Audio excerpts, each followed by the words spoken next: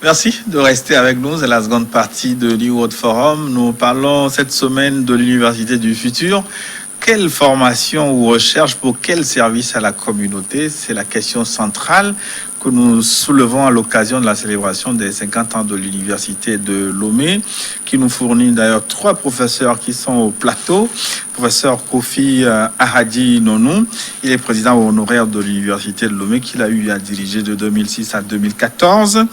Le professeur Kofi Vikomla-Keto est avec nous également. Il est le directeur de l'information des relations extérieures de la coopération et des prestations de services, d'IRCOP. Et puis, professeur Akoda Ayiwadan, il est professeur de droit privé, juriste des affaires, directeur de l'Institut des métiers de la mer à l'Université de Lomé. C'est d'ailleurs avec lui que je reprends cette seconde partie pour évoquer la nécessité de réorienter la formation vers les secteurs d'avenir ou à fort potentiel, parce qu'on a fait le constat lors de la première partie que les universités africaines, de façon générale, produisent beaucoup trop de chômeurs.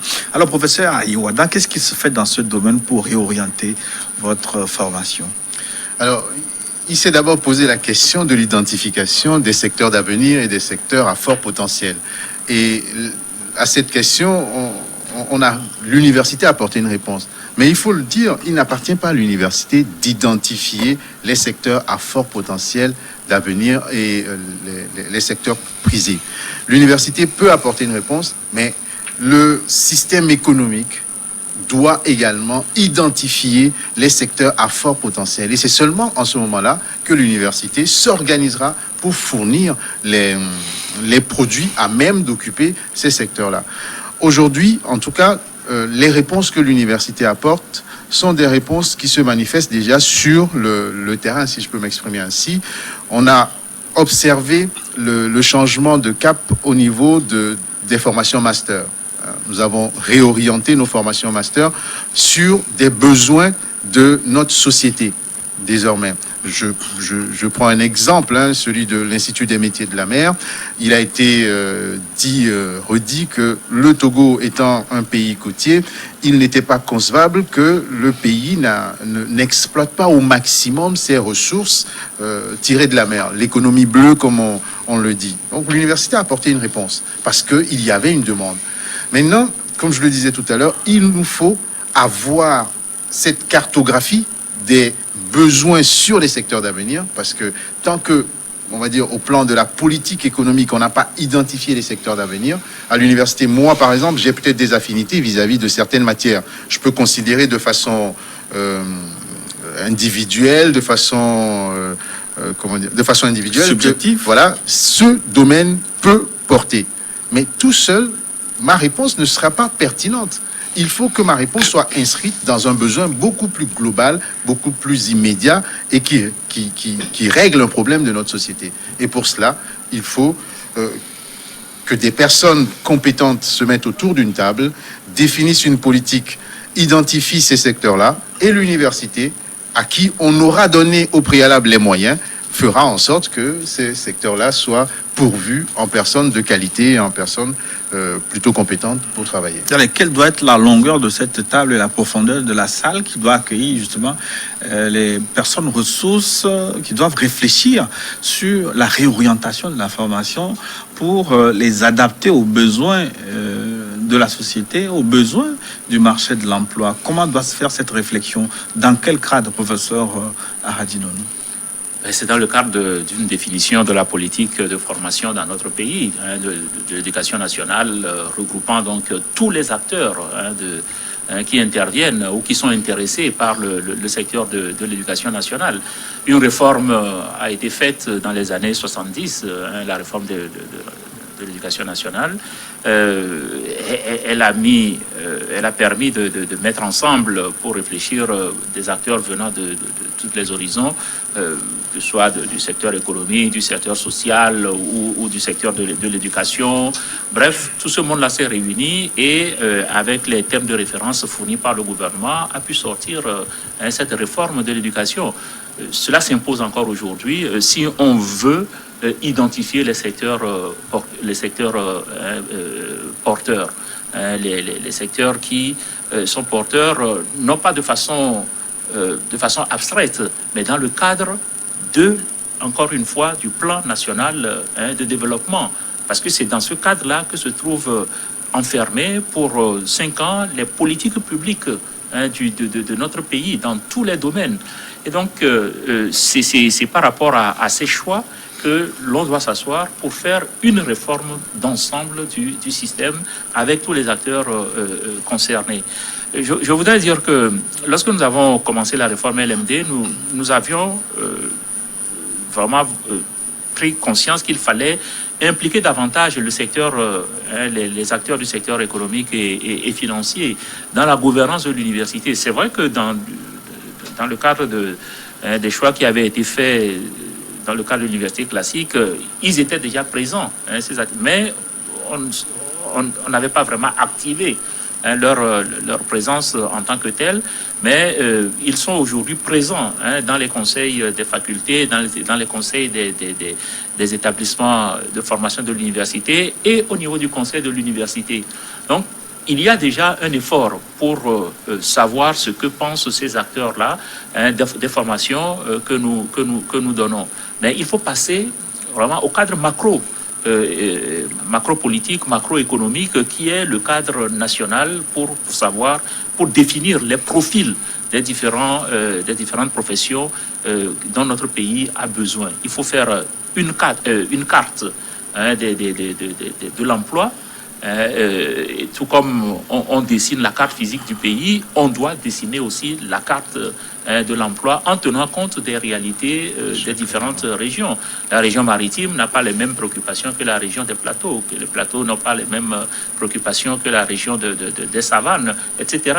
Donc c'est en fonction de ces réalités-là aussi qu'il faut définir le cadre de l'emploi dans notre pays. Mais tout cela ne peut pas être fait, encore une fois, par l'université, même si l'université perçoit le problème et fait les efforts nécessaires pour s'adapter.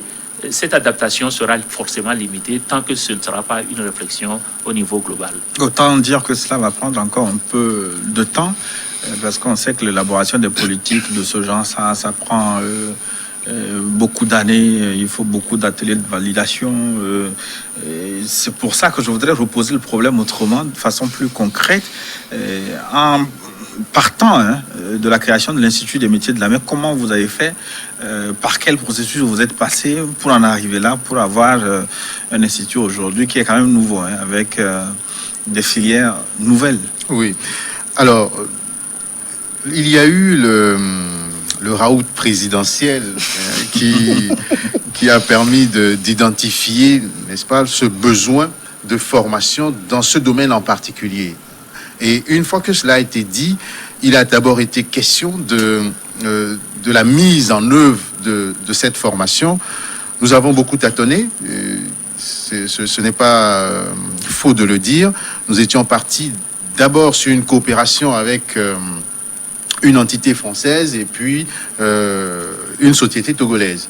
Et progressivement, nous nous sommes rendus compte que ce partenariat-là ne nous permettait pas de répondre aux besoins.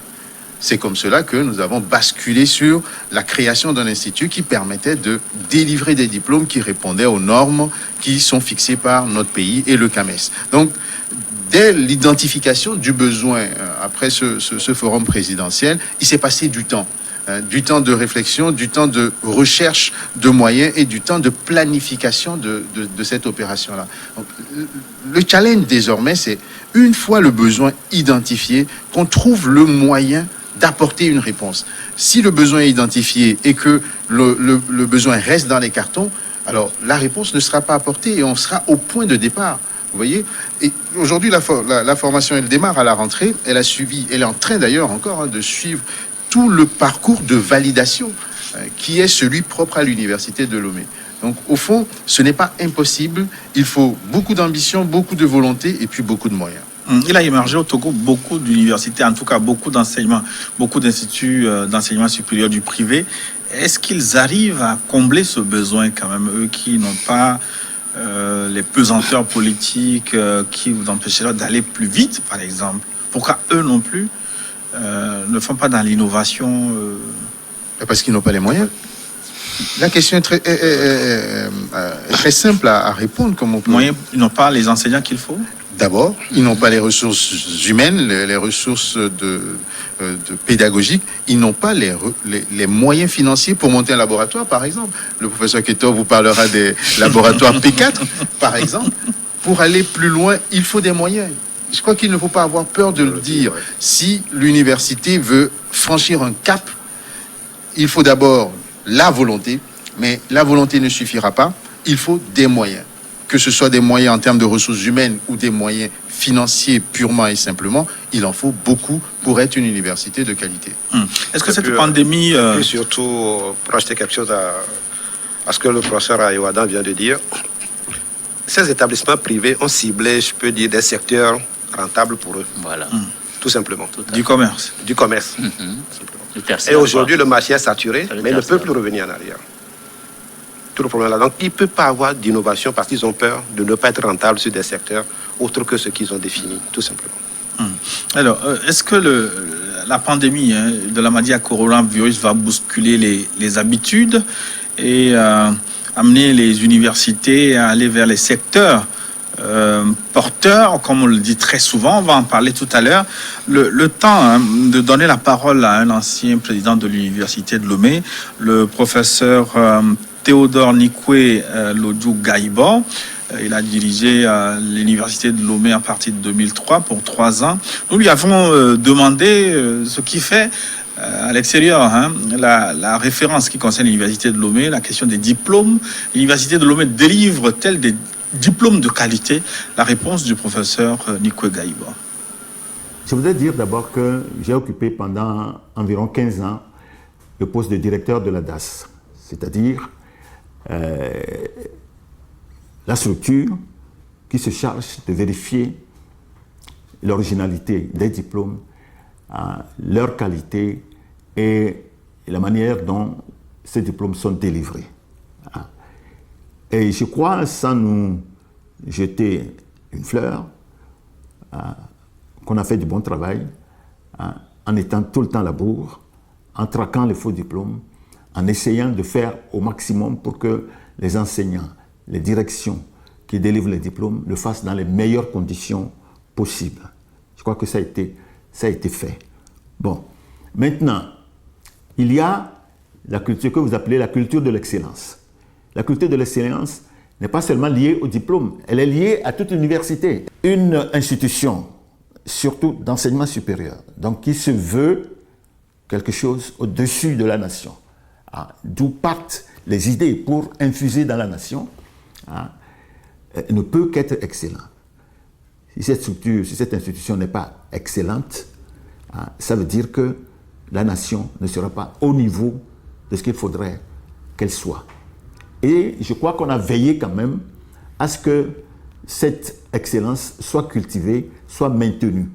De mesures que nous avions prises pour maintenir le niveau de l'excellence, de la qualité de nos diplômes, bien, qui sont souvent reconnus aussi à l'extérieur.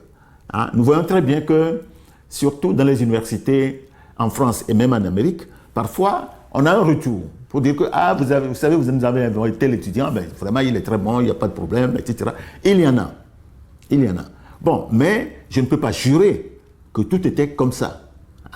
Parce que dans un monde, c'est ça notre devise, la foi en l'avenir du genre humain. Et cet avenir passe par la jeunesse. Et nous ne pouvons pas former cette jeunesse sans être rigoureux pour parvenir à une certaine excellence que tout le monde doit et est prêt à applaudir.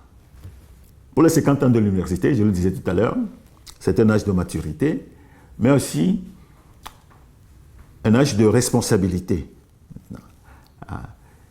Et donc, pour tout ce qu'il y a à faire, pour encourager, n'est-ce pas, ceux qui sont maintenant aux commandes, pour qu'ils puissent aller beaucoup plus loin, je souhaite un joyeux anniversaire à l'université de Lomé, avec tous mes voeux de réussite et de bonne continuation.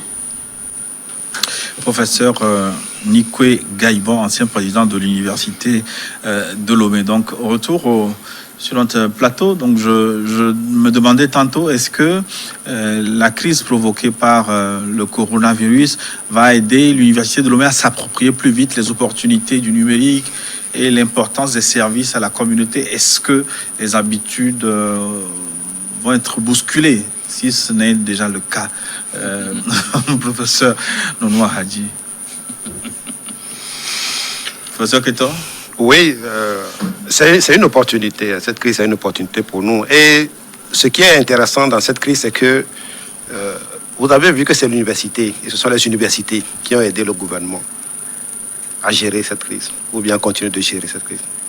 À contribuer à gérer. Toutes les compétences qui sont au niveau du gouvernement, dans la Commission nationale de la gestion de la République, sont des universitaires. C'est-à-dire que ces compétences étaient là. La crise n'a fait que les révéler. Et l'université a été également la première. Le professeur Ayoadan, la directeur de la société que l'université a créée, a été la première à apporter des solutions à la population. Par la fabrication de solutions hydroalcooliques, la fabrication des masques et même des prototypes de respirateurs, l'université a montré toute sa capacité. Tout est là aujourd'hui et c'est ce que nous disons. Il suffit d'une politique pour orienter, pour faire éclore cette compétence-là et aller vers l'excellence dont parle le président Gaïbo. Tout est là. Professeur Iwada, le Covid a sonné le réveil. Vous savez, nécessité fait loi. Nécessité fait loi. Et qu'on le veuille ou non, nous n'avions pas le choix à l'université que de nous adapter. Une fois qu'on a constaté l'existence, ou en tout cas qu'on a été surpris par l'avènement de ce virus-là, il nous fallait nous adapter. L'université travaillait déjà sur un certain nombre de produits. La grande difficulté de l'université, c'était de valoriser ces produits-là, d'apporter des réponses. Cela se faisait, mais cela n'avait pas le retentissement ou l'audience que cela devrait avoir. On y travaillait depuis. Aujourd'hui, l'université a une société qui permet de mettre ou d'aller démarcher la communauté sur un certain nombre de produits. Mais l'idée n'est pas d'aujourd'hui. L'idée est de la période du président Hadi. Vous voyez?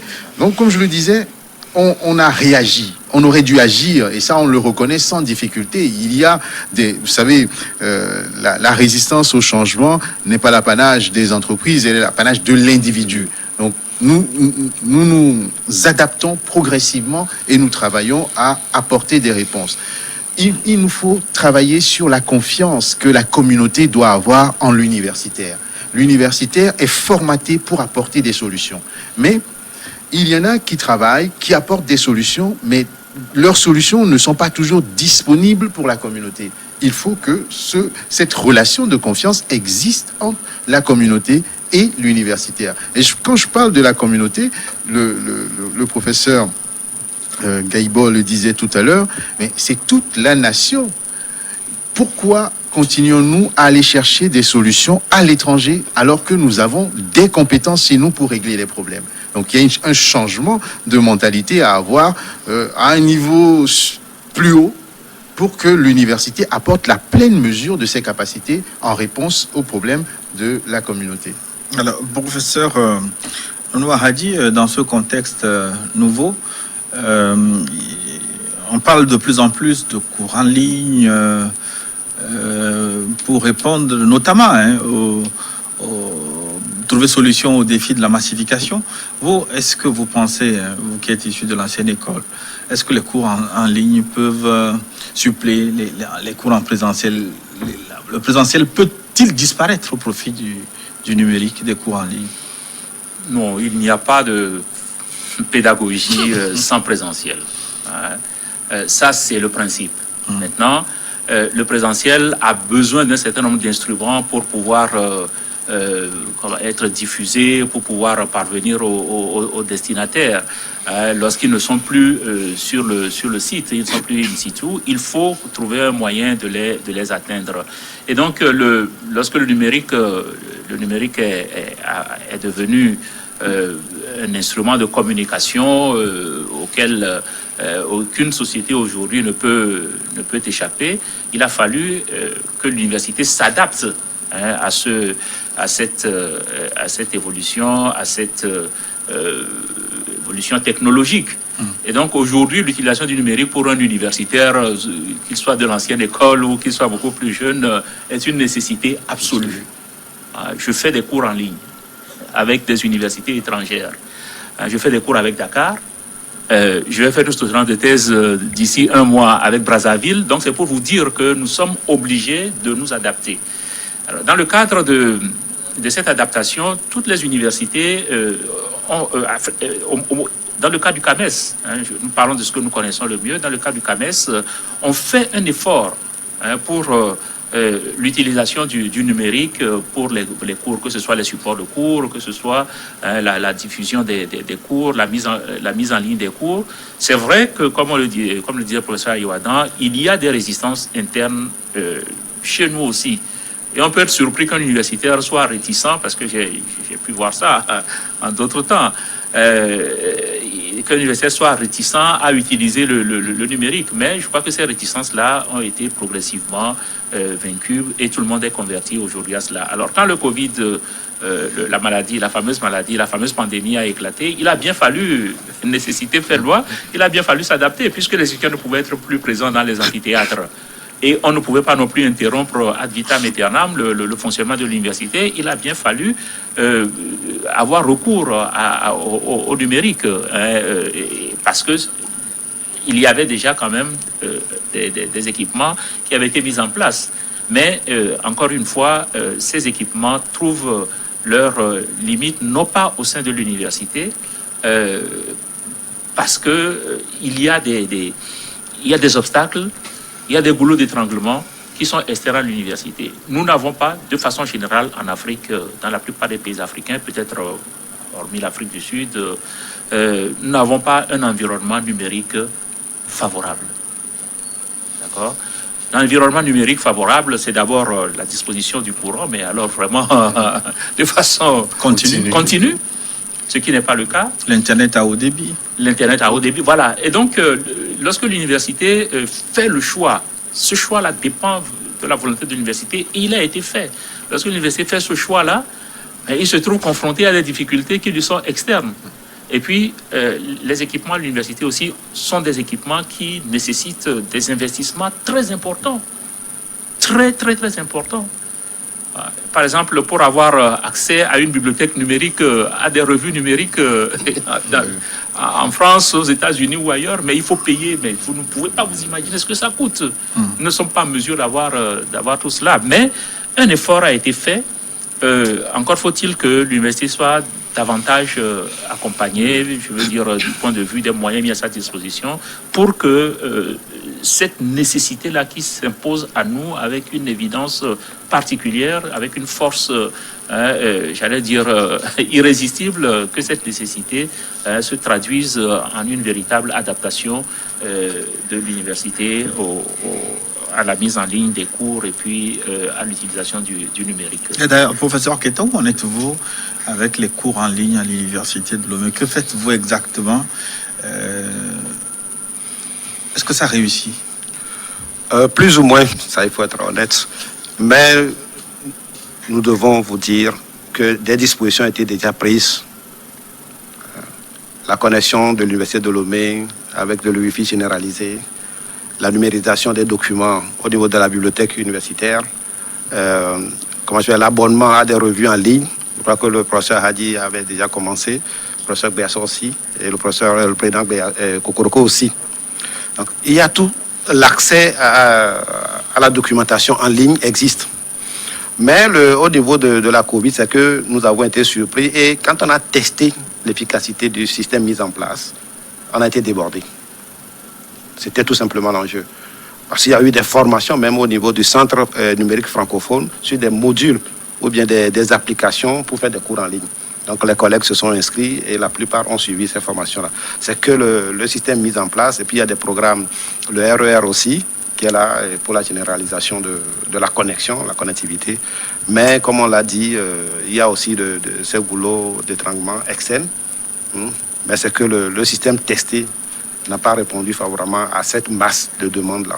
C'était ça le problème. Et puis de l'autre côté, les étudiants n'avaient pas à leur disposition du matériel adéquat pour suivre les cours.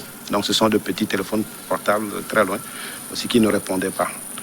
Donc c'est pourquoi l'université a décidé, pour essayer de remonter un peu le niveau des étudiants, de faire du présentiel pendant un certain temps avant d'entreprendre les examens. Et pour reparler du Covid-19 et des innovations apportées à l'Université de Lomé. L'innovation la plus retentissante est sans doute ces essais cliniques que vous initiez pour trouver un phytomédicament contre la maladie à coronavirus. Si cet essai est concluant, ça va être une bonne publicité pour l'Université de Lomé. Non, ce n'est pas une publicité pour l'Université de Lomé. L'intérêt de l'université dans ce dossier, c'est d'être un outil à la disposition de la nation. Oui, mais c'est une des rares fois où on vous voit saisir la balle au bon et être très utile à la communauté, en tout cas directement. Ah non, il y a eu de grands programmes. De grands programmes. Ceci, c'est parce que, comme je le dis, ce sont les experts de l'université qui ont aidé à la gestion de la crise. Ce sont les grands experts de l'Université de Lomé. Aujourd'hui, si nous trouvons cette recette, je suis sûr que la recette ne sera plus la propriété de l'Université de Lomé. C'est le gouvernement qui va s'en approprier, puisque c'est le gouvernement qui gère la crise. Nous apportons seulement notre assistance, notre savoir-faire pour trouver une solution, parce qu'il y a déjà des remèdes qui existent. Mais c'est vous quand même qui avez initié ce comité ad hoc pour trouver une réponse thérapeutique sous l'instigation du professeur Kokoroko, le président de l'université. Bien sûr, c'est sur la base des recettes qui existent. Parce que quand on voit qu'est-ce qu'il faut trouver pour aider celui qui est atteint de la maladie à coronavirus, il faut booster son immunité. Nous avons des recettes qui le font. Il faut également aussi aider le malade, à se prendre, puis à développer son immunité, parce que aujourd'hui, qu'est-ce qui se passe? Le virus, quand il rentre dans l'organisme est obligé de se défendre. Mais si la personne a des affections préalables, la personne peut avoir un système immunitaire affaibli.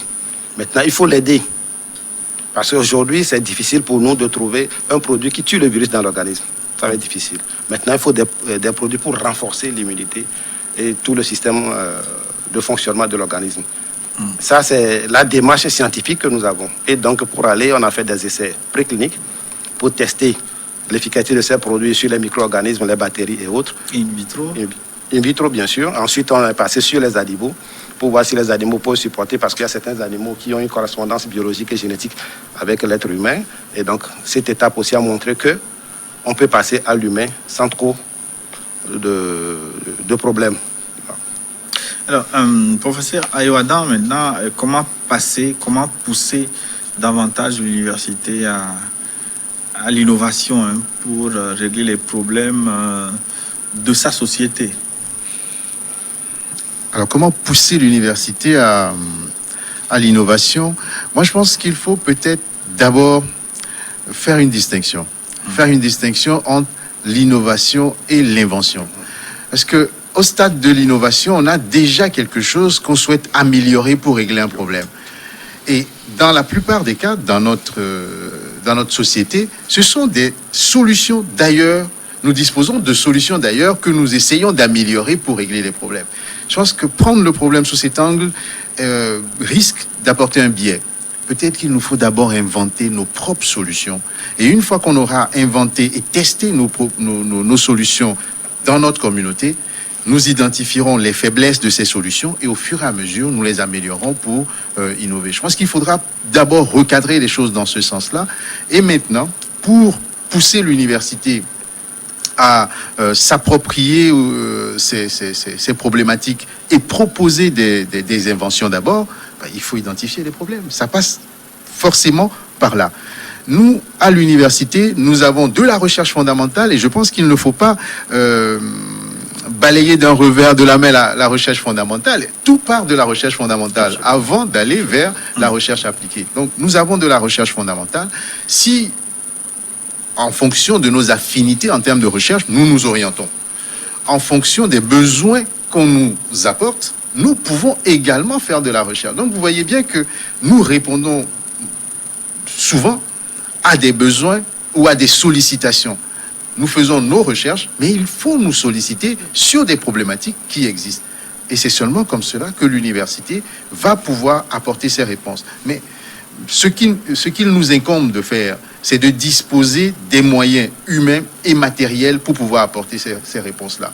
Donc, ça, C'est ce à quoi nous travaillons. Comment faire pour avoir des chercheurs de qualité? Comment faire pour avoir des enseignants de qualité, à telle enseigne que toutes les fois que nous serons sollicités, nous puissions apporter des réponses vers là. Donc, moyens et moyens. Mais invention, parlons-en. Je vais vous pousser d'ailleurs à l'invention. Vous, dans le domaine du droit, pourquoi vous n'inventez pas souvent? Alors que les besoins sont énormes, pourquoi vous n'inventez pas des constitutions? Vous n'inventez pas des lois? Même les systèmes politiques, pourquoi vous n'en inventez pas? Alors que la plupart du temps, on se contente de copier, de coller des modèles qui existent ailleurs. Alors, je vais vous surprendre. Je vais vous surprendre parce que nous inventons beaucoup. Et beaucoup nous prennent pour des têtes brûlées, tellement nos inventions peuvent sortir de l'ordinaire et choquer le commun des mortels. Mais si nous inventons et que nos inventions ne sont pas prises en compte par ceux qui devraient décider, nos inventions restent dans les ouvrages, dans les revues. Regardez bien, quand on prend le droit au WADA, bon, ça reste une invention juridique. Et il ne faut pas avoir peur de s'inspirer des solutions tirées d'ailleurs. Parce que nous ne sommes pas tout seuls. On va dire notre pays n'est pas un pays isolé sur la planète. Et nous avons un passé que nous ne pouvons pas renier. Moi, je suis surpris lorsqu'on nous dit pourquoi nous inspirons-nous des solutions françaises. Nous avons été colonisés par la France, nous avons un système juridique qui est tiré de là. Nous n'avons pas de honte à nous inspirer, mais notre challenge réside en notre capacité d'adaptation de ces solutions ou alors de transformation de ces solutions existantes pour répondre à nos besoins. C'est tout ce que nous pouvons faire pour apporter des réponses. Donc en réalité, nous avons des solutions, nous inventons des solutions, mais si personne ne nous sollicite, bon, nos solutions resteront dans les tiroirs. Je renvoie la même question que le professeur a dit. Non, pourquoi en droit, vous n'osez pas davantage? Non, je voudrais vous démentir. Nous ne faisons que ça.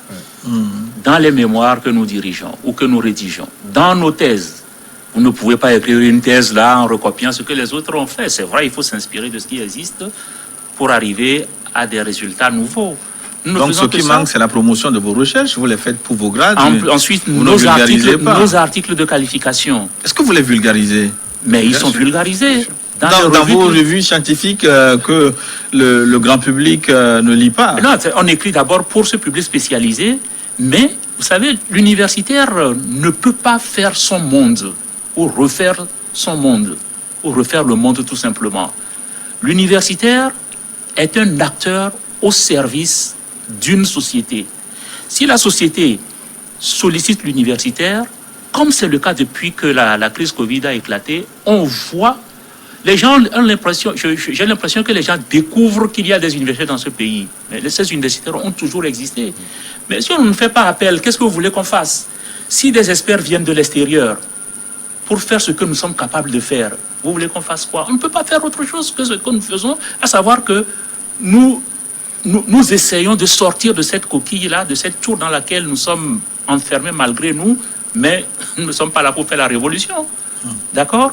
Donc, nous faisons ce que nous pouvons faire, à savoir que nous fonctionnons, mais nous fonctionnons à l'extérieur.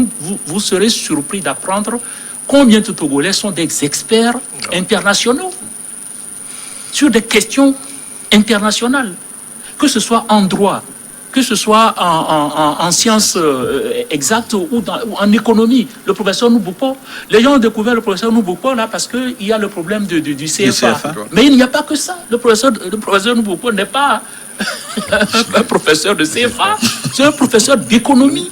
Et je peux vous dire qu'il y en a beaucoup d'autres comme lui qui sont au sein de la FASEG, comme en droit. Voilà, donc... comme en biologie. Oui, mais comme en biologie, comme dans toutes les composantes de l'université. Mais encore faut-il que nous soyons sollicités. Mais je vous dis que nous faisons l'effort. Donc il se pose un problème de valorisation du potentiel universitaire. Tout à fait. Il y a la valorisation des acquis de la recherche dans tous les domaines. Non seulement dans le domaine des sciences sociales et humaines, mais aussi dans le domaine des sciences exactes. Mais il y a des prix qui sont décernés parfois des Togolais en matière de recherche à l'international. C'est comme ça qu'on découvre qu'il y a des recherches qui sont faites. Mais nous savons qu'il y a beaucoup de recherches. Donc, bref, pour revenir encore une fois à ce problème qui nous préoccupe, Aujourd'hui, on parle d'économie du savoir. L'économie du savoir, elle est enfermée dans notre PND. 3 axes. Le Togo est un pays qui doit devenir un hub. Donc, il faut mettre en place des formations adaptées à ce choix politique. Le Togo doit transformer ses produits. Nous sommes fondamentalement un pays agricole. Il faut mettre en place des agropoles. Mais il faut former des compétences aussi dans ce domaine-là. Le social. Il faut s'occuper du social. Il y a les économistes, il y a les juristes, les sociologues, etc. Mais il faut former des gens adaptés à ces thématiques-là qu'a retenu le PND. Mais comme on l'a dit, pour faire cela, il faut investir dans l'humain. C'est là où on revient à l'économie du savoir. L'économie du savoir est fondée sur la formation des ressources humaines, sur l'innovation, sur les inventions. C'est sur cela que c'est fondé. Et donc, mais ça ne tombe pas du ciel. Ça ne tombe pas du ciel. C'est quelque chose, c'est un choix qu'il faut faire pour que les formations actuelles soient progressivement adaptées à ces orientations politiques. C'est ce que nous sommes en train de dire autour de cette table depuis pratiquement 2 heures maintenant.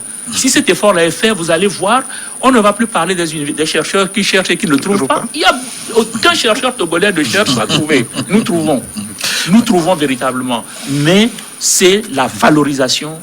C'est-à-dire que le passage de la recherche fondamentale à la recherche appliquée ou à la technologie qui pose généralement problème. Mais ce n'est pas un problème spécifique au Togo, hein. C'est un problème qui est spécifique à la plupart des pays sous-développés et particulièrement aux pays africains. Et ça veut dire aussi que c'est M. Ketor qui a du pain sur la planche aussi, dans sa direction de l'information. Alors, comment vous faites pour valoriser les recherches qui sont faites par vos enseignants-chercheurs qui dorment dans les tiroirs? Oui, sur le plan de la coopération, je crois que nous avons l'essentiel. L'essentiel a été mis en place pour que l'université puisse apporter son savoir-faire en échange par rapport au domaine d'intérêt entre les partenaires. L'essentiel est mis en place. Qu'est-ce que vous appelez essentiel?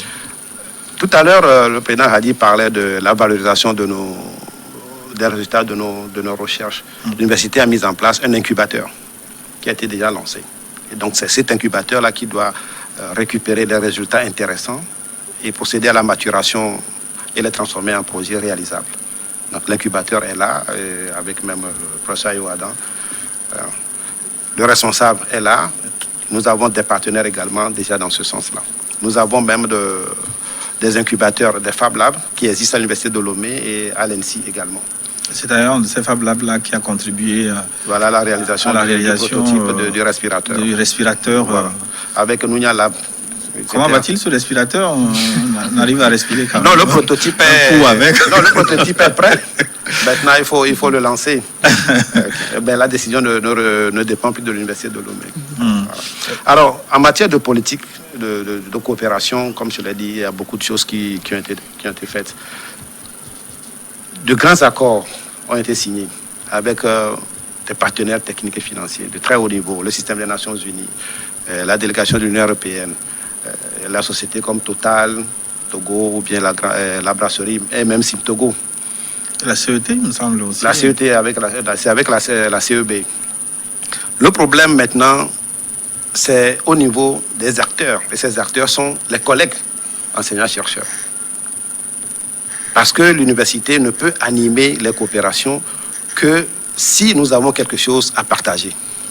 Nous n'allons pas toujours recevoir ou bien attendre que ce soit le bailleur qui définisse les conditions dans lesquelles nous devons travailler. Non. Qu'est-ce que nous pouvons faire? Et c'est là où je reviens également le président Hadi qui dit qu'il faut investir dans l'humain.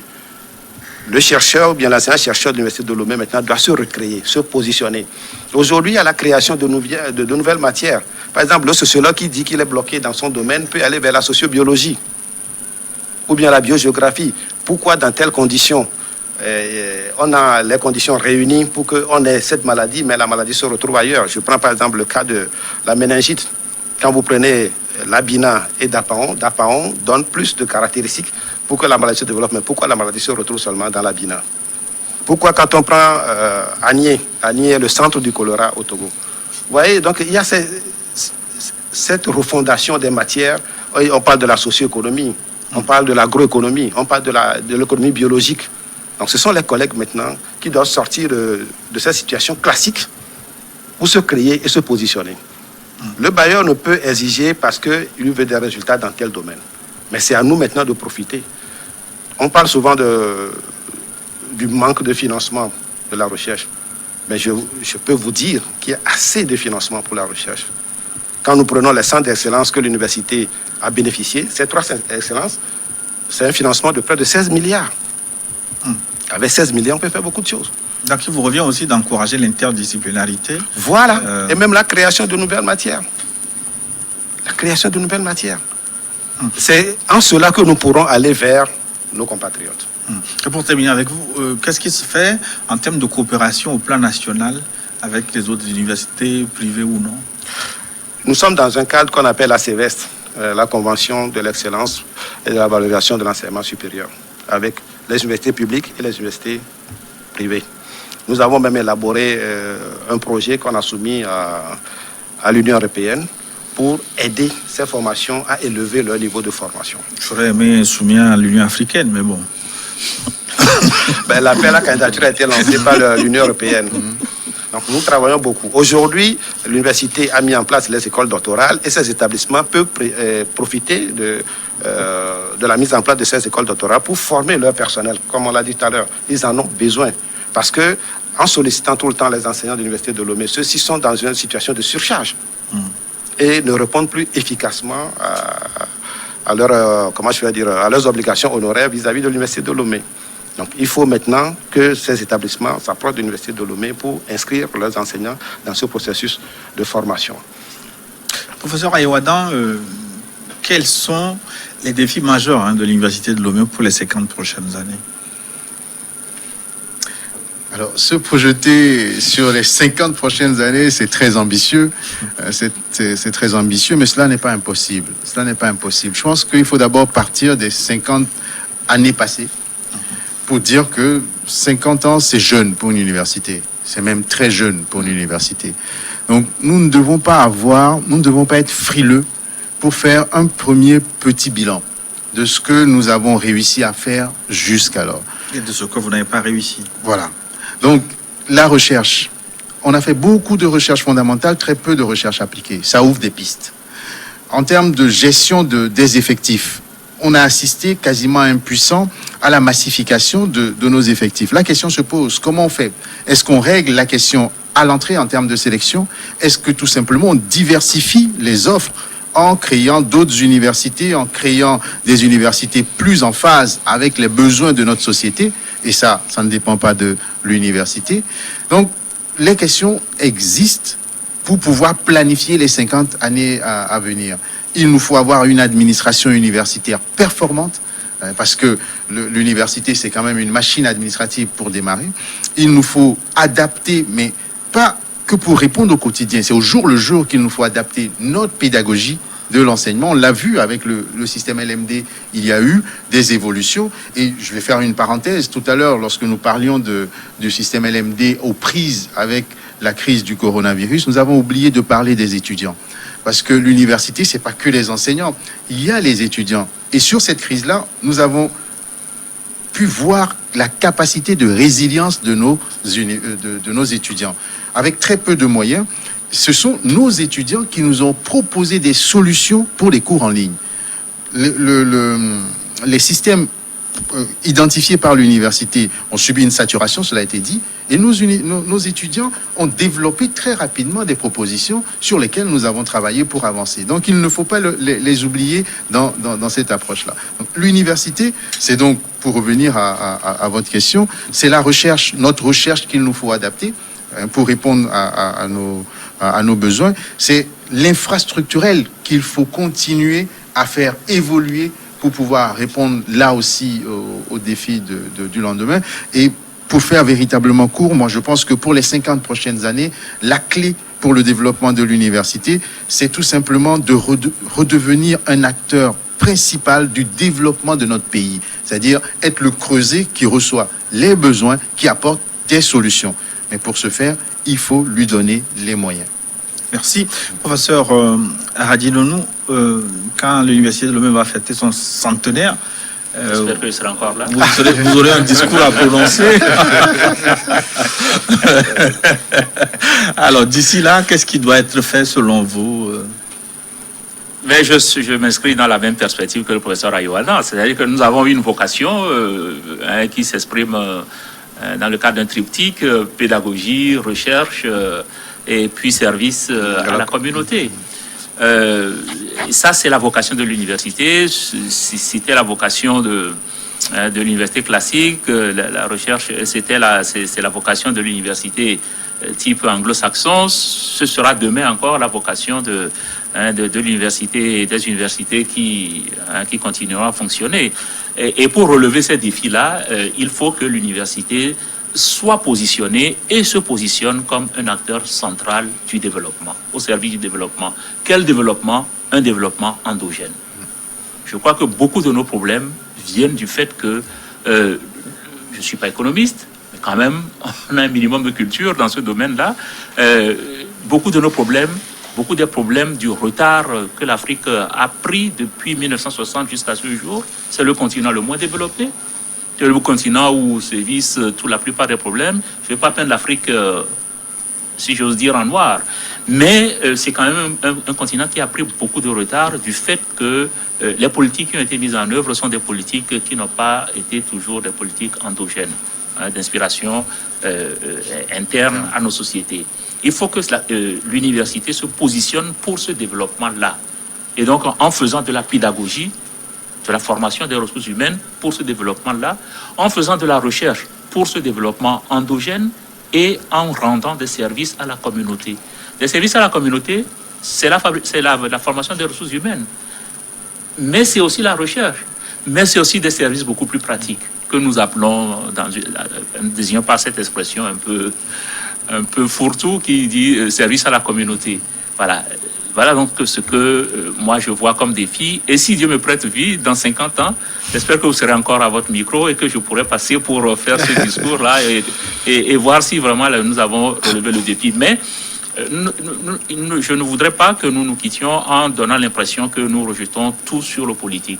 Il y a une large part de responsabilité que les universitaires doivent prendre eux-mêmes dans la cité en se battant pour se positionner. Merci professeur Aradi Nonou. À ce centenaire-là, peut-être que je ne serai plus au micro, mais peut-être président de l'université. On vous le souhaite. On le souhaite. Merci à tous pour ce riche débat autour de l'université du futur. Joyeux anniversaire. Merci beaucoup. Merci. Et merci à nos fidèles téléspectateurs. Dans un instant, une nouvelle édition sur votre chaîne. À très bientôt pour un nouveau forum.